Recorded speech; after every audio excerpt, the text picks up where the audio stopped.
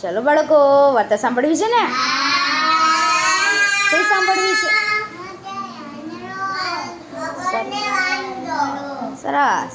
ચાલો, એક હતા વાંદરાભાઈ. ક્યાં રહેતા હતા? સરસ. એક જંગલમાં નદી હતી. નદીના કાંઠે શેનું ઝાડ હતું? જાંબુનું. અને એ નદીમાં કોણ રહેતું હતું? મગર. વાંદરાભાઈ ઝાડવા ઉપર રહીએ અને મગર એની હારે ઝાડવા ઉપર રહીએ. તો ક્યાં રહેશે મગર? Very good. નદીમાં, પાણીમાં રહેશે. અહીં ખાબોચિયું ભર્યું એમાં રહેશે? નદીમાં રહેશે. ક્યાં રહેશે? નદીમાં. સરસ. તો જાંબુના ઝાડ ઉપર વાંદરાભાઈ રહેતા હતા ને રોજ સરસ મીઠા મીઠા જાંબુ ખાય. અને ખાતા હોય એવું રોજ મગરભાઈ જોવે કે વાંદરો તો રોજ આમાંથી મોટા મોટા જાંબુ તોડીને રોજ સરસ સરસ ખાય છે, લાવને મારે ખાવા છે. તો એને શું કીધું?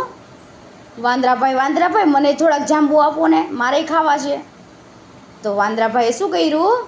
જાંબુ તોડી તોડીને ક્યાં નાખ્યા? નદીમાં. એટલે મગરે કેવી રીતે લઈ લીધા? લપક લઈ લીધા ને મોઢામાં.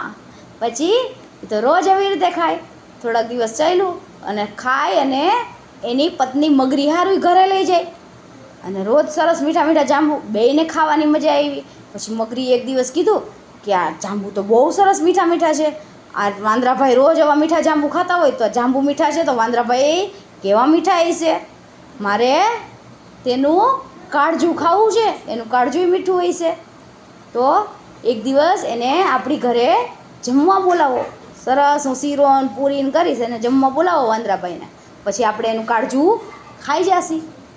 પછી મગરભાઈ તો ગયા અને વાંદરાભાઈને કીધું કે વાંદરાભાઈ તમને મારી પત્નીએ મગરીએ તમને ઘરે જમવા બોલાવ્યા છે, સરસ મજાના શીરો ને પૂરી કરવાના છે, તમે આવશો ખાવા? કે હા, હું આવીશ તો ખરા, પણ મને તરતા આવડતું નથી. તો મગરભાઈ કે કાંઈ વાંધો નહીં, તમે મારી પીઠ ઉપર બેસી જાજો. તે તો ઉપનારા વાંદરાભાઈ નીચે આવ્યા અને મગરભાઈની પીઠ ઉપર બેસી ગયા અને બધું જોતા જોતા નદીમાં જતા હતા, વાતું કરતાં કરતાં જતા હતા. અને નદીમાં વચ્ચે પહોંચ્યા અને ત્યાં તો મગરભાઈ બોલ્યા કે વાંદરાભાઈ મારી પત્ની મગરીને તો તમારું કાળજું ખાવું છે. કાળજું ક્યાં હોય? આપણા શરીરમાં.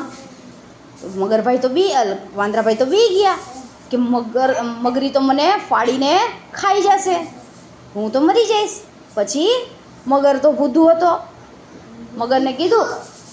વાંદરાએ મગરને કીધું, મગરભાઈ મારું કાળજું તો જાંબુના ઝાડ ઉપર રહી ગયું છે, તમારે મને પહેલાં કહેવાય ને તો હું લઈ લેત.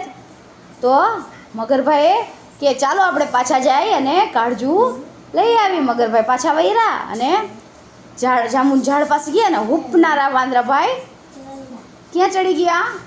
જાંબુના ઝાડ ઉપર ચડી ગયા. અને પછી ઝાડ ઉપર ચડીને કહે, અરે બુદ્ધુ મગર, કાળજું તો કાંઈ ઝાડવા ઉપર હોય નહીં, કાળજું ક્યાં હોય? આપણે આ શરીરમાં હોય.